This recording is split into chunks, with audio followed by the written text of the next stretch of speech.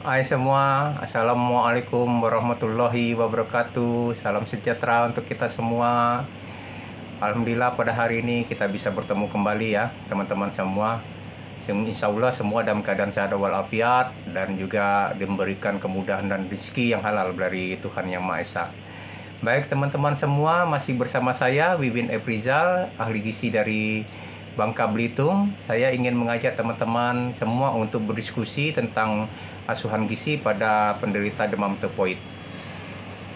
Nah, dalam kesempatan ini kita akan mencoba nanti membahas tentang bagaimana sebenarnya demam tifoid itu, ya, apa penyebabnya, dan kemudian juga kita bisa mendapatkan gambaran secara umum terlebih dahulu tentang demam tifoid, dan kemudian nanti baru kita akan membahas tentang bagaimana melakukan pengkajian gizi, dan kemudian diagnosa gizi, intervensi gizi, dan yang terakhir adalah kita bisa melakukan bagaimana monitoring dan evaluasi gizi yang akan kita laksanakan.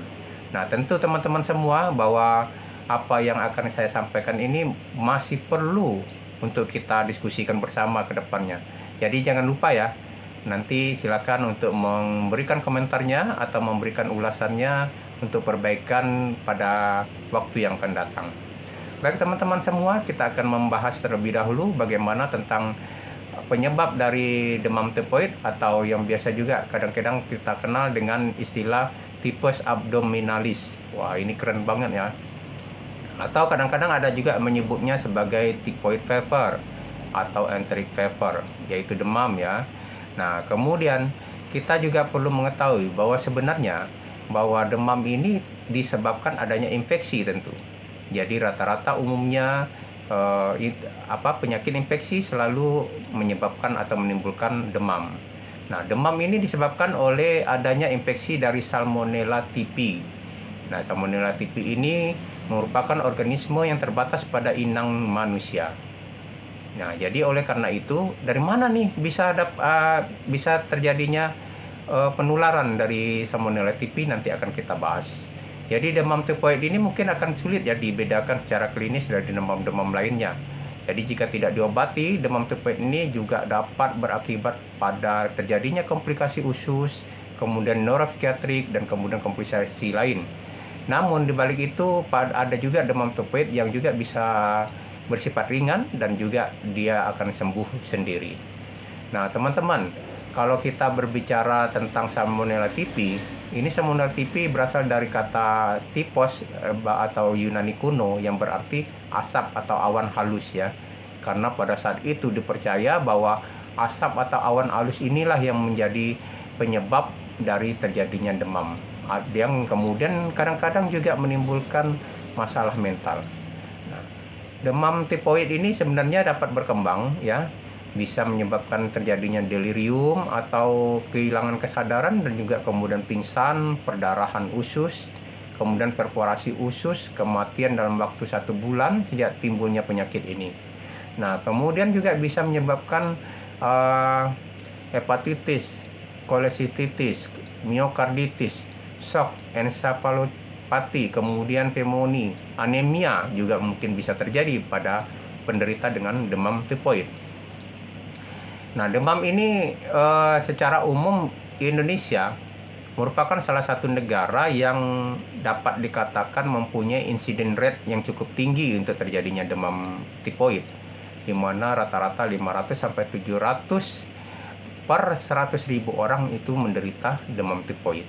Mengapa? Karena kondisinya adalah bahwa penyakit ini biasanya berkembang pada negara-negara tropis ya, yang beriklim tropis, kemudian negara-negara berkembang di mana sanitasi dan higien masih sangat rendah. Nah, kemudian penyakit ini juga berpotensi menjadi multisistemik karena dia bisa mempengaruhi untuk hepar, kemudian tulang dan berbagai organ-organ tubuh dalam tubuh juga. Dan kemudian dia bisa bersifat endemik, di mana tingkat kematiannya tidak terlalu tinggi memang, tapi cukup lumayan besar ya, dan ini harus kita hindari, yaitu 0,6 sampai 5%. Menurut data WHO tahun 2023 saja ya, di dunia ini lebih dari 9 juta orang menderita penyakit ini. Jadi lumayan besar, lumayan banyak ya teman-teman. Nah, tapi tentu ini bersifat sporadis pada tempat-tempat tertentu ya. Dan kemudian juga sebanyak 110.000 orang dari yang menderita itu meninggal dunia. Nah, ini tentu harus kita antisipasi, dan kita sebagai ahli gizi juga harus bisa memberikan tata laksana yang baik untuk menghindari terjadinya kematian dan memberikan kesembuhan pada pasien kita yang menderita tipes abdominalis atau demam tifoid. Sebenarnya demam tifoid ini berkisar awalnya adalah bakteri, pertumbuhan bakteri patogen berada di dalam usus kita. Nah, kemudian usus ini merupakan lokasi utama kolonisasi bakteri dalam tubuh manusia. Jadi lebih dari 1.000 spesies bakteri itu terdapat dalam usus manusia, dan jumlah ini terus meningkat hingga mencapai 1 kali 10⁸ spesies ya. 99% mikroba usus itu bersifat anaerob atau dia tidak memerlukan oksigen. Kemudian lebih dari 90%-nya adalah Firmicutes dan Bacteroidetes ya. Dan dalam waktu 4 hari, biasanya setelah kita mengkonsumsi makanan tertentu ya, itu flora usus manusia akan berubah dengan cepat. Jadi apapun makanan yang kita makan itu akan mempengaruhi bentuk atau kolonisasi dari flora usus yang ada. Kemudian bakteri usus ini juga bisa menyebabkan stres pada retikulum endoplasma epitel ya di dalam sel, dan kemudian menyebabkan kerusakan pada penghalang mukosa usus dan juga meningkatkan permeabilitas usus. Untuk makanan yang rendah lemak, rendah gula, asupan buah dan sayur yang tinggi, serta serat yang kompleks, ini sangat dianjurkan ya. Dan kemudian apabila dilengkapi dengan probiotik atau peningkatan konsumsi produk susu fermentasi ya, seperti Yakult, yogurt. Nah, ini juga dapat mencegah dan mengobati penyakit gastrointestinal. Jadi oleh karena itu, bagaimana kita mengkonsumsi makanan itu sangat mempengaruhi flora usus yang ada di dalam saluran pencernaan kita, dan juga nanti akan mempengaruhi bagaimana kesehatan tubuh kita. Jadi ilmu gizi itu sangat penting sekali ya teman-teman. Jadi jangan menganggap bahwa gizi itu hanya sebagian kecil, karena 80% dari penyakit biasanya rata-rata itu disebabkan oleh gizi atau salah dalam menata laksana makanan yang baik untuk kesehatan kita. Nah, teman-teman, kita berbicara tentang bakteri Salmonella typhi ya, atau bakteri Salmonella paratipi yang biasanya lebih tidak terlalu menyebabkan efek yang lebih besar dari Salmonella typhi ya. Ini merupakan bakteri gram negatif yang dalam bentuk basil. Jadi dia akan masuk ke dalam tubuh kita ya melalui makanan, minuman, atau juga nanti dari berbagai hal ya terkait dengan kebersihan tangan ya, atau alat makan. Nah, dia akan terus berkembang di dalam tubuh kita, dan kemudian terjadi inkubasinya selama 5-21 hari. Dan beberapa kasus itu sampai 30 hari ya. Nah, inilah yang nanti akan terus menyebabkan berkembangnya pertumbuhan bakteri ya, dan kemudian nanti akan berlanjut kepada timbulnya penyakit. Nah, infeksi ini umumnya rata-rata seperti yang saya sampaikan terlebih dahulu, bahwa faktor sanitasi dan higien yang rendah sangat mempengaruhi. Mengapa? Karena Salmonella typhi adalah merupakan inang utamanya adalah manusia. Nah, dari mana ini dapatnya? Dari feses yang dikeluarkan, urin yang dikeluarkan oleh manusia yang terinfeksi oleh Salmonella typhi atau paratipi, ini nanti dapat mencemari cairan air yang ada, dan kemudian juga nanti dia akan dapat mencemari peralatan permukaan, peralatan yang ada, kemudian lantai ketika kita membersihkan ya dengan menggunakan air tersebut. atau bisa juga dicemari dengan lalat. Faktornya adalah lalat. Karena lalat terbang hinggap di feses atau di bekas urin yang mengandung salmonella typhi, dan kemudian nanti terbang dan hinggap di makanan kita atau di tempat yang akan kita gunakan untuk makan. Nah, yang paling juga mempengaruhi adalah tangan. Ya, tangan ini sangat mempengaruhi. Jadi kebersihan tangan, kuku-kuku yang pendek ini sangat perlu sekali, ya. Kemudian tangan juga mencuci pakai sabun dengan menggunakan air yang mengalir, ya. Nah, ini juga sangat penting ketika kita sebelum melakukan kegiatan, termasuk untuk kegiatan makan dan minum. Nah, ketika beberapa tangan, lalat, permukaan, dan kemudian air yang tercemar ini masuk digunakan sebagai makanan minuman kita, maka nanti kita juga akan terinfeksi oleh salmonella typhi, ya. Jadi transmisi ini akan terjadi, harus kita potong. Bagaimana motongnya? Kita lakukanlah berbagai kegiatan tadi. Tangan kita bersihkan, ya. Kita bersihkan dengan mencuci tangan menggunakan air dan sabun. Lalat kita hindarkan, ya, dengan menutup makanan dengan kemasan yang tepat yang tidak bisa dimasuki oleh lalat.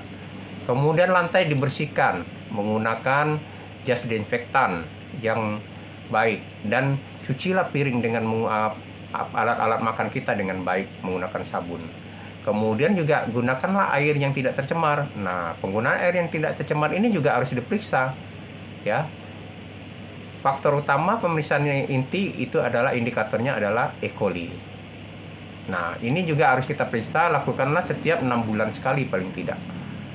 Nah, kemudian teman-teman, kita tadi sudah membahas tentang bagaimana terkait dengan infeksi salmonella typhi.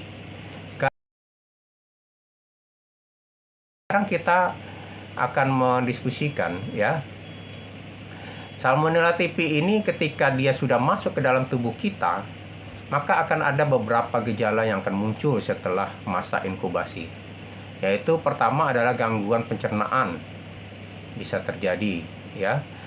Dan kemudian demam sebagai reaksi tubuh terhadap infeksi yang terjadi, ya. Dan kemudian juga kadang-kadang timbul diare karena memang pada saluran cerna, infeksi saluran cerna umumnya terjadi diare, ya. Kemudian timbul rasa mual, muntah, dan perasaan yang tidak enak pada bagian perut.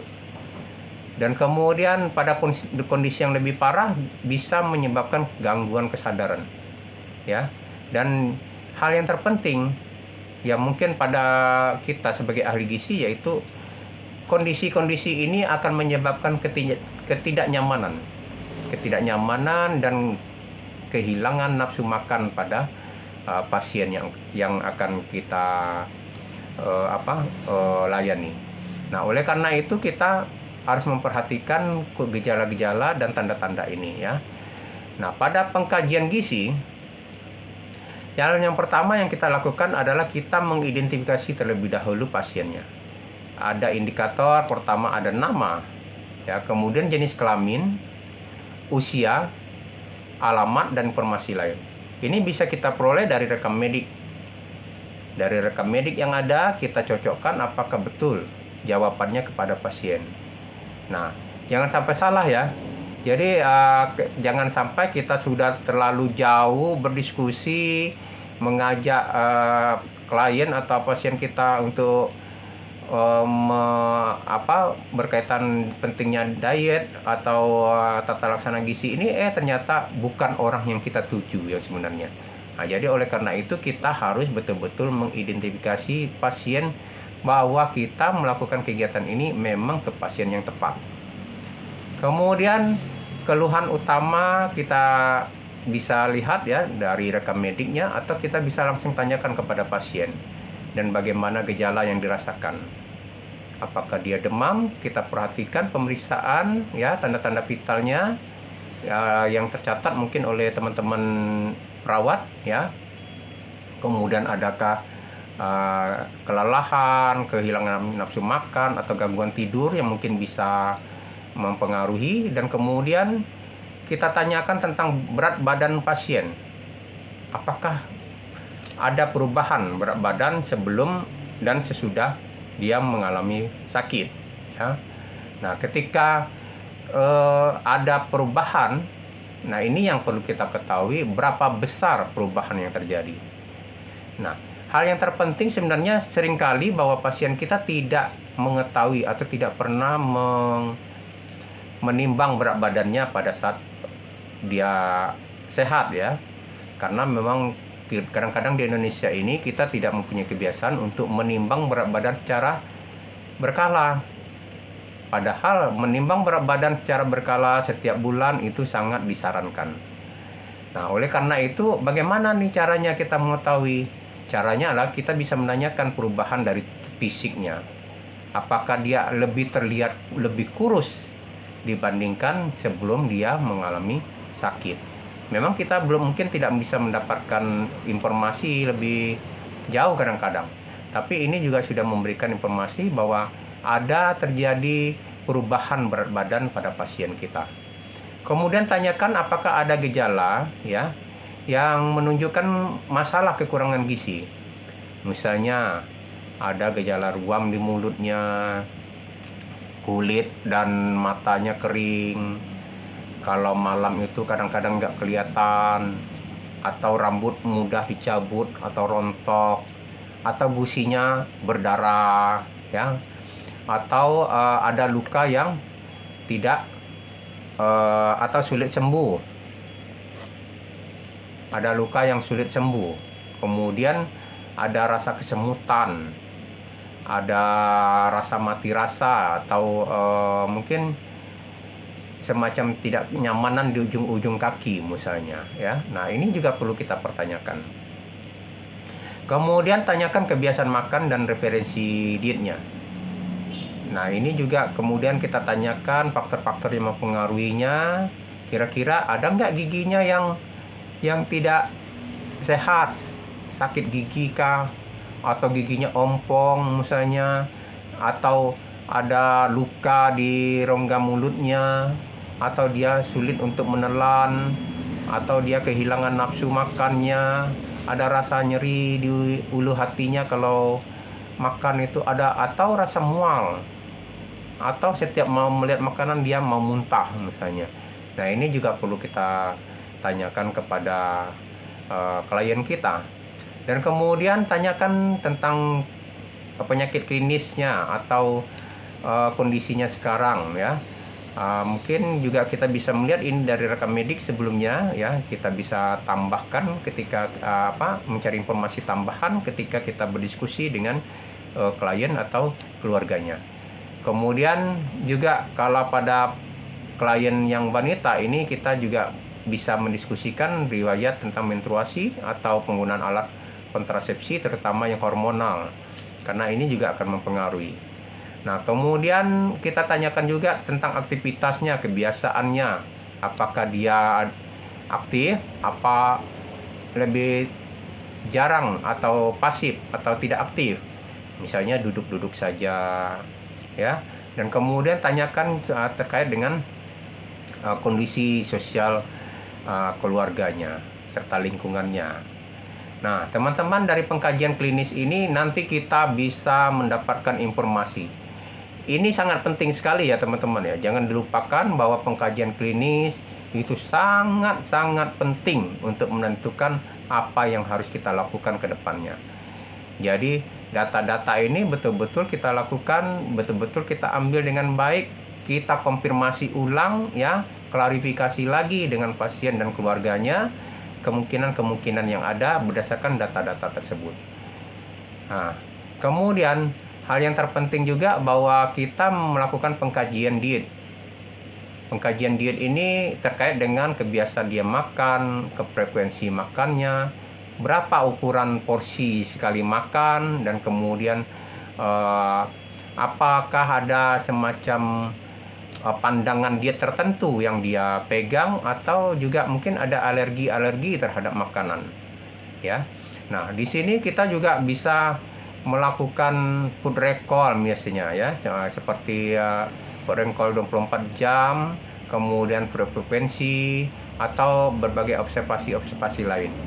Nah, kemudian kita juga paling penting juga menanyakan bagaimana selama dia tidak sakit dan selama dia sakit, apakah dia mengkonsumsi suplemen, obat-obat suplemen. Dan kalau iya, kita harus mengetahui jenisnya, kemudian frekuensinya dan dosis yang dia konsumsi, sehingga kita bisa melihat, mempertimbangkan nanti apa yang akan kita berikan pada intervensi gizi. Jadi sekali lagi saya sampaikan bahwa pengkajian sangat penting, ya, sangat penting. Kemudian kita lakukan pengkajian fisik. Nah, biasanya kita melakukan pengkajian fisik ini sudah kita peroleh dari rekam medik, ya. Tapi tidak menjadi masalah bahwa seorang ahli gizi juga harus bisa melakukannya. Jadi kita bisa melihat kondisi umumnya, ya. Apakah dia lemah, apakah dia cukup untuk melakukan berbagai aktivitas, ya, atau bagaimana kondisi lainnya secara umum. Kemudian tanda-tanda vitalnya, ya, suhu, nadi, napas. Nah, ini bisa juga kita lakukan. Kalau tidak tersedia data secara 24 jam real time, maka kita bisa lakukan ini sendiri, ya. Kemudian antropometrinya kita ukur. Kita lakukan pengukuran antropometri, berat badan, tinggi badan atau panjang badannya, dan kemudian bisa juga dengan lingkar lengan atasnya, ya, dan pengukuran antropometri lainnya. Kemudian kita perhatikan bagian wajah dan kulitnya, kita cari tanda-tanda kekurangan gizi yang mungkin ada, ya. Kemudian kita lihat bagian ekstremitas, apakah ada kemungkinan yang kita temukan di sana seperti di kuku, ya. Kemudian juga mungkin hal-hal lainnya di kulitnya, ya, yang lain. Kemudian apakah ada gangguan fungsional, kesulitan menelan, dia pelo dalam berbicara mungkin, atau dia tidak sanggup untuk memegang sendok, nah, atau hal-hal lainnya yang mungkin kita perlu perhatikan.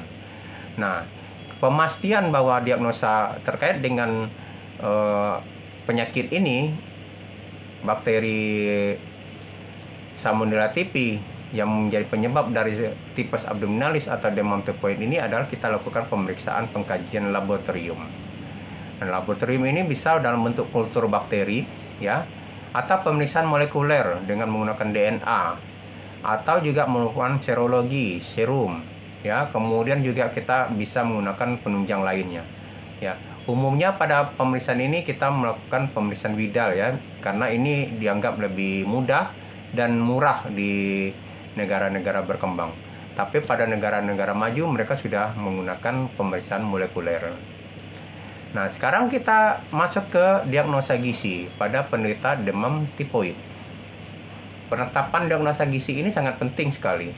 Mengapa? Karena ini akan menjadi dasar untuk kita melakukan kegiatan intervensi dan monitoring evaluasi apa yang harus kita lakukan pada saat jangka waktu tertentu.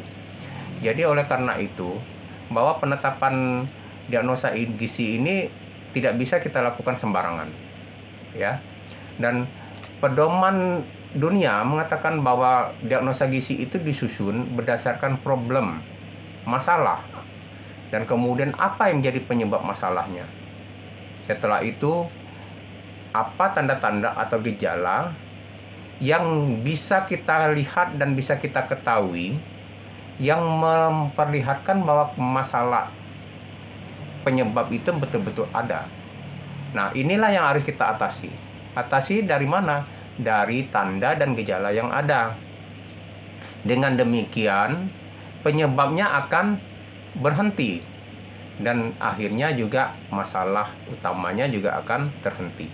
Jadi proses ini kita ikuti, meskipun susunan diagnosa itu berdasarkan masalah, penyebab, dan tanda, tapi dalam pelaksanaannya tentu kita justru melakukan kegiatan ini terbalik dari penanggulangan terhadap tanda dan gejala ini untuk mengatasi penyebab yang akan berakibat pada teratasinya masalah.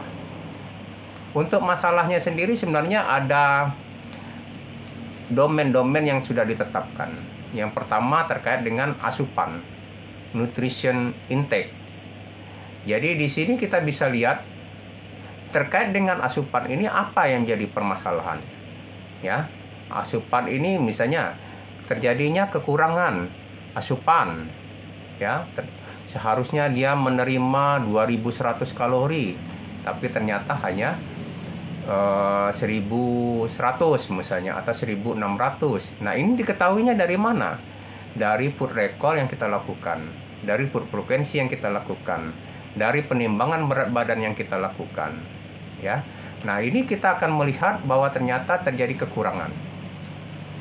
Nah, kemudian kita juga akan melihat kalau pada saat penyakit-penyakit infeksi, umumnya dia selalu memang mengalami penurunan berat badan. Nah, berapa besar penurunan berat badan itu juga bisa kita jadikan sebagai tanda, ya, tanda bahwa ada terjadi kekurangan asupan. Nah, oleh karena itu nutrient intake ini juga sangat berperan. Kita ambil, kita olah berdasarkan dari hasil pengkajian yang kita lakukan. Nah, teman-teman, hal domain berikutnya yang bisa kita ambil adalah klinik. Tanda-tanda yang kita lihat secara klinis. Apa itu? Misalnya wajahnya pucat. Mengapa dia pucat? Ternyata dia anemi, kekurangan darah. Mengapa dia kekurangan darah? Ternyata asupannya terkait dengan mineral, ya, ini sangat sedikit misalnya. Nah, ini juga menjadi penyebab tanda-tanda yang nanti akan kita atasi. Nah, kemudian juga kita juga bisa melihat bahwa ternyata mereka biasanya mengalami dehidrasi, ya, lemah. Ini merupakan salah satu tanda masalah. Pasiennya lemah. Nah, ini apa penyebabnya? Ternyata dia dehidrasi, kekurangan cairan. Nah, ini juga bisa kita berikan. Nah, jadi asupan tanda-tanda yang kita peroleh, gejala-gejala yang kita peroleh pada saat pengkajian ini juga akan memberikan kita apa yang menjadi penyebab dan apa yang timbul masalah yang kita amati. Jadi inilah yang nanti akan kita tetapkan. Nah, pada penyakit demam ini biasanya yang terjadi adalah penurunan berat badan dan kemudian juga adanya demam yang menunjukkan bahwa perlu adanya asupan cairan yang cukup. Nah, ini menjadi salah satu. Kemudian perilaku juga menjadi salah satu problem utama. Namun kita juga harus penting memikirkan bahwa diagnosa yang kita tetapkan ini bisa kita lakukan, kita atasi. Oleh karena itu kita juga harus mempertimbangkan berapa lama pasien itu berada dirawat misalnya di rumah sakit, atau apakah kita sudah posisinya dalam bentuk rehab di rumah sehingga kita bisa melakukan kegiatan-kegiatan perubahan perilaku yang lebih baik. Nah, ini juga penting kita pertimbangkan. Karena apa? Jangan sampai intervensi yang kita lakukan ini tidak mencapai target akhir yang ingin kita tetapkan. Jadi kita juga harus mempunyai target apa yang kita ubah dari kondisi yang ada untuk menjadi lebih baik dalam jangka beberapa hari yang sudah kita putuskan. Jadi biasanya kalau infeksi penyakit ini mungkin dirawatnya selama 3 atau 5 hari sampai 5 hari. Nah, dalam jangka waktu itu apa yang bisa kita lakukan? Ya, sehingga kita bermainnya menetapkan diagnosa ini juga sudah menetapkan terkait dengan waktu.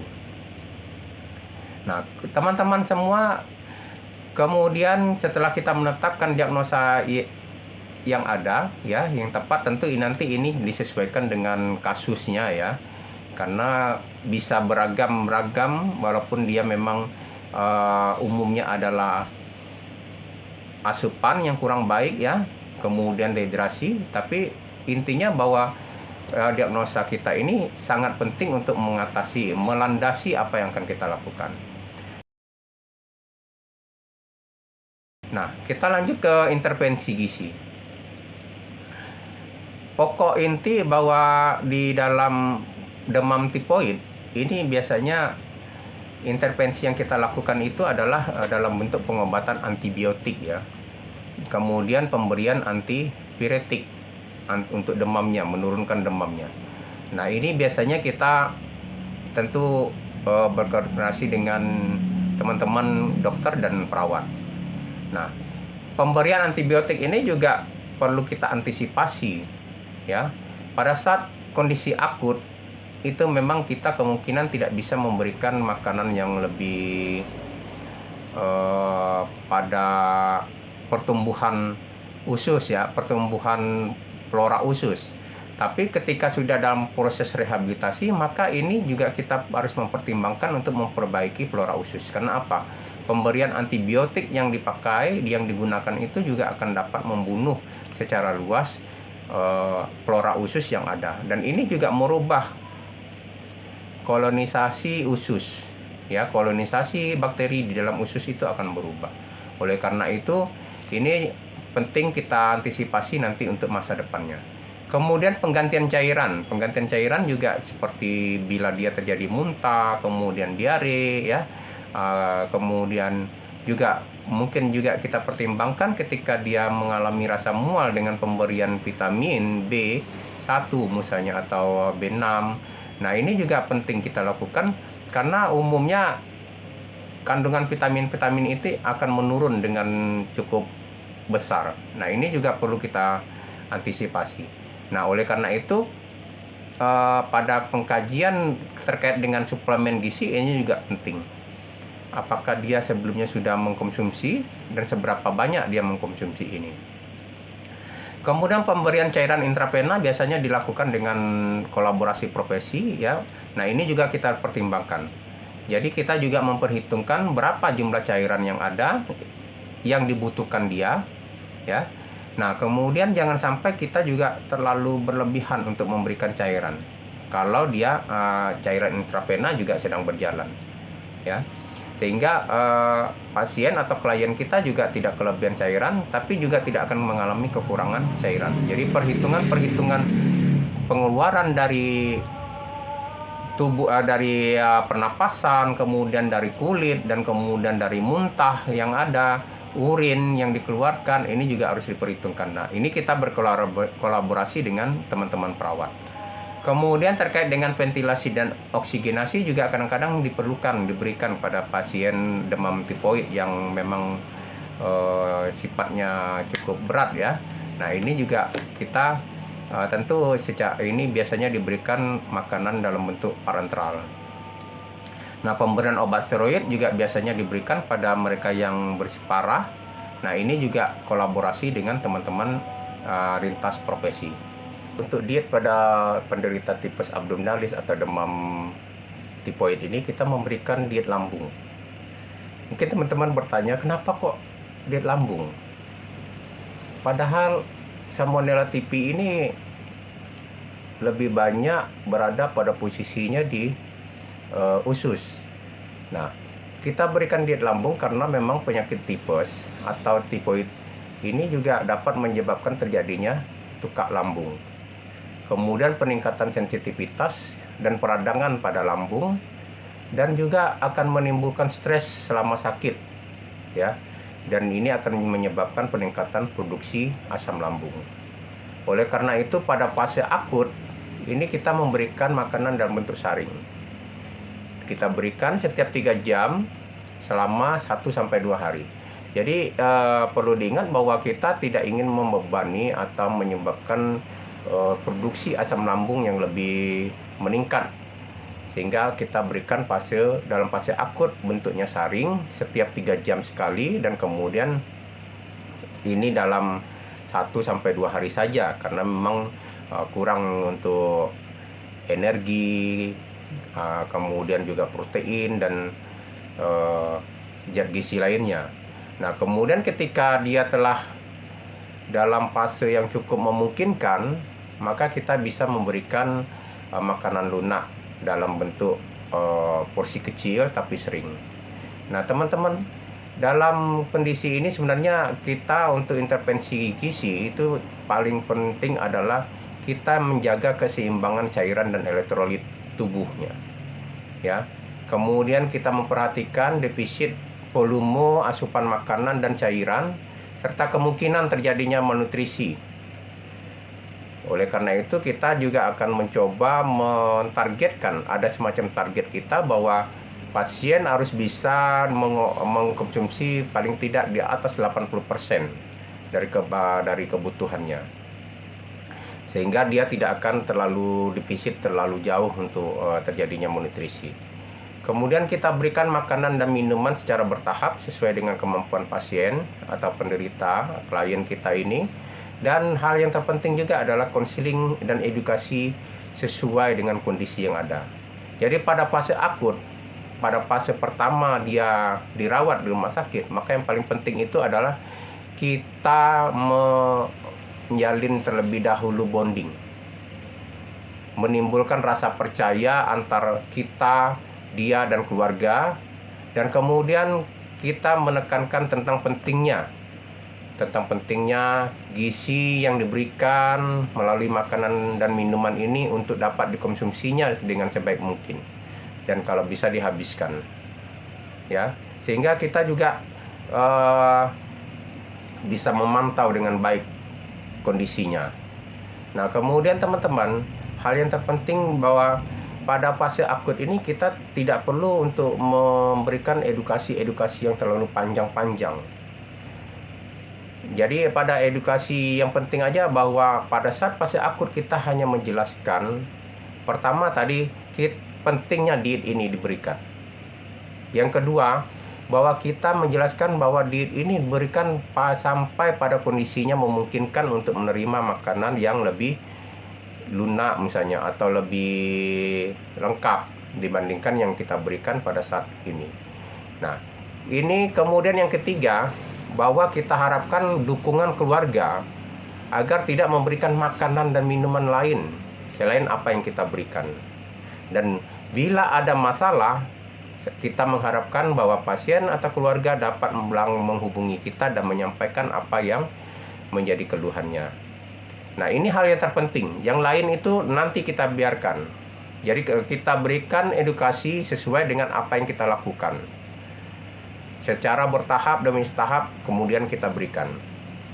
Nah, ini dukungan keluarga sangat penting sekali bagi pelaksanaan ini karena memang kalau kita di Indonesia kita tidak lepas dari dukungan keluarga ya, karena keluarga selalu mendampingi pasien kadang-kadang.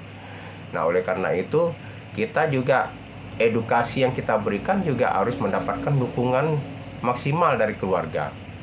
Bahwa titik utama tujuannya adalah kita memberikan kesembuhan kepada keluarga. Nah, tujuan diet yang kita berikan ini adalah memberi makanan dan cairan secukupnya yang tidak memberatkan lambung dan kemudian mencegah pengeluaran asam lambung. Oleh karena itu, pada prinsip diet tipes ini kita memberikan makanan dalam bentuk mudah cerna. Porsinya kecil tapi sering. Kita bisa membaginya dalam 12 kali pemberian atau 8 kali pemberian, ya. Nah, porsi-porsi ini sebaiknya memang sudah porsi yang dikemas sedemikian rupa sehingga tidak akan mengganggu porsi-porsi lainnya. Jadi kalau mungkin kita masaknya 2 kali atau 3 kali di rumah sakit, kita memang sudah membuat porsinya itu sudah dalam bentuk porsi-porsi kecil yang bisa nanti kita berikan pada saat-saat tertentu. Nah, porsi ini juga harus kita tekankan harus dihabiskan dalam jangka waktu tertentu, ya. Dan kalau memang tidak bisa dihabiskan, maka tidak lagi diizinkan atau tidak dipersilahkan lagi untuk dikonsumsi untuk berikutnya. Jadi setelah 2 jam setelah diberikan, sebaiknya tidak dikonsumsi lagi. Dan kemudian energi dan protein yang cukup sesuai dengan kemampuan pasien untuk menerimanya. Jadi ini kita berikan secara bertahap, lemaknya rendah, ya. Kemudian juga serat juga pada saat akut ini juga tidak kita sarankan. Sebaiknya dalam bentuk serat tidak larut air, ya. Ini kita berikan secara bertahap saja. Tapi kalau yang serat-serat kita usahakan tidak diberikan terlebih dahulu karena memang kondisinya nanti akan menyebabkan saluran cernanya akan bertambah berat kerjanya. Kemudian cairan ini cukup, kita perhatikan juga kemungkinan ada muntah. Jadi kita perhitungkan sama seperti teman-teman perawat, kita juga harus memperhitungkan kemungkinan pemasukan dan pengeluaran cairan. Ya, baik dari pengeluaran dari tubuh yang biasanya 20%, kemudian dari muntah, dari keringat dan lain-lain, ini perlu dipertimbangkan. Kemudian juga pemberian laktosa ini juga sebaiknya dihindari karena kita untuk mencegah terjadinya intoleransi glukosa. Nah, posisi makan ini sebaiknya juga dalam posisi yang tenang, nyaman bagi pasien, dan tempat duduk atau mungkin posisi makannya juga perlu kita perhatikan. Jadi kita bantu, teman-teman perawat juga membantu untuk bagaimana caranya agar pasien cukup rileks untuk mengkonsumsi makanannya dan dalam posisi duduk. Dan sebaiknya juga tentu tidak tidur setelah makan ya. Jadi pasien tetap disarankan paling tidak selama 1 jam ini dia tetap untuk bisa duduk setelah makan. Kemudian kita juga perlu memperhatikan berbagai hal yang mungkin kebiasaan pasien seperti minum kopi, merokok, atau makanan minuman lain. Nah, ini juga perlu kita perhatikan dan kita berikan masukan edukasi untuk dihindari sementara pada fase-fase yang memang tidak memungkinkan untuk itu. Teman-teman semua, bahwa pemberian zat gizi ini sangat penting. Jadi biasanya kalau karbohidrat itu diberikan 25-30 kalori per kilogram berat badan, dan kemudian kita berikan secara bertahap sesuai kemampuan dari pasien. Ya, sesuai kemampuan pasien. Nah, ketika memang kita sudah melihat bahwa pasien sudah memungkinkan untuk diberikan peralihan dari makanan saring ke makanan lunak, ini juga kita berikan. Jangan terlambat untuk memberikan juga, dan jangan terlalu cepat. Jadi kita harus memastikan bahwa memang kondisinya cukup stabil untuk perpindahan ini. Kemudian protein diberikan 1-1,5 gram per kilogram berat badan selama 1 hari, karena ini untuk memenuhi kebutuhan akibat metabolisme yang meningkat dan kemudian kerusakan sel terutama pada saluran cerna yang terjadi, dan juga untuk meningkatkan keseimbangan protein yang diperoleh dari tubuh, sehingga protein yang ada dalam tubuh juga tidak akan digunakan untuk menutup itu. Kemudian seperti yang saya sampaikan tadi bahwa lemak kita batasi ya, dan kemudian juga pemberian vitamin. Nah, pada saat kondisi fase akut yang kita berikan makanan saring ini biasanya memang zat gizinya sangat rendah, kurang dari kebutuhan, sehingga ini jangan diberikan terlalu lama ya. Dan ketika sudah memungkinkan, kita mulai beralih ke makanan lunak. Nah, pada posisi makanan lunak ini kita sudah mulai memperhatikan kebutuhan-kebutuhan, terutama kebutuhan vitamin B kompleks yang memang pada pasien tipes ini juga mengalami kadar yang rendah dan perlu kita tambahkan. Dan kemudian vitamin C, kemudian asam folat, vitamin D, beta karoten atau vitamin A, dan juga likopen serta vitamin E. Nah, tapi ini secara bertahap ya, secara bertahap. Kita tidak perlu memaksakan untuk harus memberikan dalam jumlah yang besar ya. Dan biasanya kita mulai dengan jumlah yang memang sesuai kebutuhan harian terlebih dahulu. Kemudian baru ketika ini bisa dinetralisir atau bisa diakomodir oleh tubuh, maka baru kita naikkan di atas minimal 10-20% dari kebutuhan normal itu kita berikan untuk menutupi kekurangan-kekurangan yang memang telah terjadi sebelumnya. Kemudian pemberian mineral juga perlu kita perhatikan seperti kalsium, zinc, dan juga magnesium serta zat besi. Nah, zat besi juga perlu kita perhatikan karena dia bisa menimbulkan rasa mual ya. Oleh karena itu sebaiknya memang merupakan zat besi yang berasal dari makanan itu sendiri atau pangan itu sendiri, dan bukan zat besi yang ditambahkan. Tapi kalau memang ketika dia rasa mualnya sudah tidak ada lagi dan kemudian juga muntah tidak ada lagi, maka kita bisa mempertimbangkan untuk memberikan suplemen zat besi. Kemudian untuk serat pada tahap akut ini kita hindari dan kita berikan makanan yang rendah sisa. Jadi seperti susu itu sebaiknya kita hindari, hanya untuk yogurt, susu asam ini bisa masih memungkinkan untuk kita berikan ya. Nah, tapi sudah dalam bukan fase akut. Sebaiknya sudah dalam fase dia sudah bisa mengkonsumsi makanan yang lebih berat. Teman-teman, setelah ini kita lanjut dengan materi monitoring gizi ya pada penderita. Monitoring ini sebenarnya kita hanya melihat saja. Jadi ketika kita sudah mendiagnosa tadi, kita akan mengetahui bahwa ada tanda dan gejala. Nah, tanda dan gejala ini nanti akan berakibat kepada penyebab, etiologi yang timbul. Dan etiologi ini akan membuat suatu masalah. Nah, oleh karena itu sebelumnya saya sudah nyampaikan bahwa kita akan membatasi, memotong rantai ini. Dengan apa? Dengan menghilangkan tanda dan gejala. Nah, ini bisa kita jadikan sebagai monitoring dan evaluasi. Jadi pada kondisi-kondisi ini kita bisa menempatkan misalnya ada penurunan berat badan dengan ditandai oleh energinya misalnya hanya 60%. Nah, ini kita naikkan bahwa ada tidak pada hari-hari perawatan itu kebutuhan energi sudah tercukupi, misalnya mencapai 80% misalnya, atau sudah tercukupi hingga akhirnya sampai 100%. Nah, inilah tanda-tanda ini jangan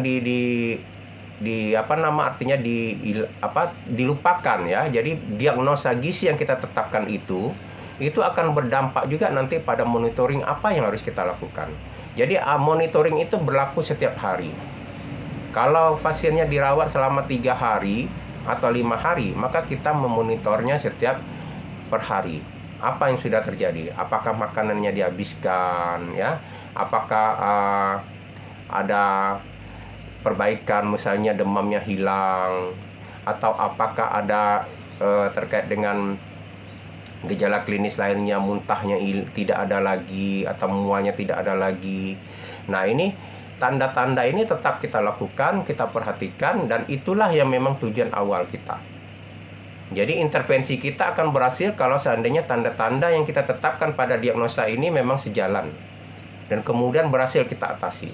Oleh karena itu kita perlu mempertimbangkan pada saat penetapan diagnosa itu adalah apakah kita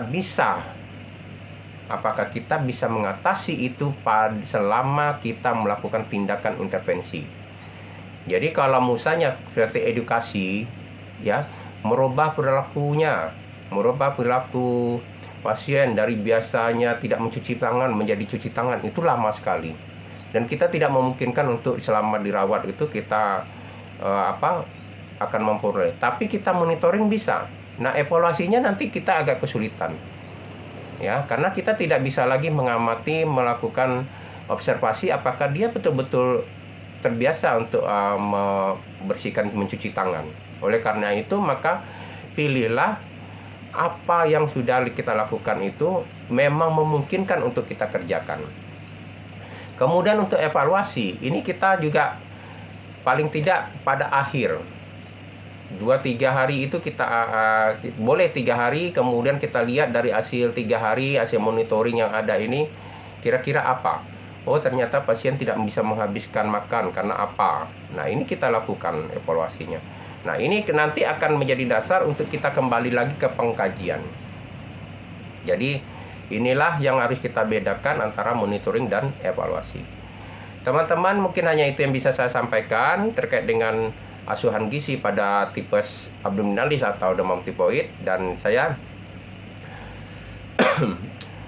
mengucapkan terima kasih banyak atas kesediaan teman-teman untuk berdiskusi bersama, dan silakan nanti kalau ada yang perlu disampaikan atau dikomentari atau diberikan saran atau hal-hal lain yang mungkin perlu kita silakan dikomentari, dan kemudian juga nanti akan saya coba untuk menjawab dan mempertimbangkan lebih lanjut. Terima kasih. Saya ucapkan selamat beristirahat. Wabillahi taufiq hidayah. Wassalamualaikum warahmatullahi wabarakatuh.